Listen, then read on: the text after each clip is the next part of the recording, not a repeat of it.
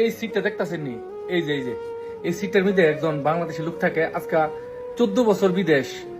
এখন বাড়িতে ফোন করে বলছে, গতকালকা বাড়িতে ফোন করে বলছে যে আমি ক্যান্সেলে বাড়িতে আমার আর বিদেশ করুম না, এখন বর্তমানে আমার সুবিধা না, মানে এখন বর্তমানে আমার জন্য আর বিদেশ সুবিধা না, ফেডে বাইতে থাকুন যাবে বাইতে ফুরি।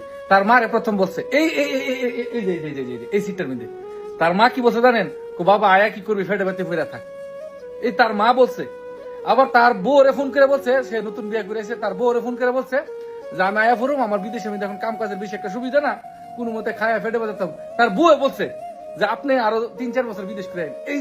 এই বেডের লোকটা এখানে সবাই দেখেন 10 জন লোক থাকে, এই যে দেখেন আছে অনেকে 10 জন থাকে।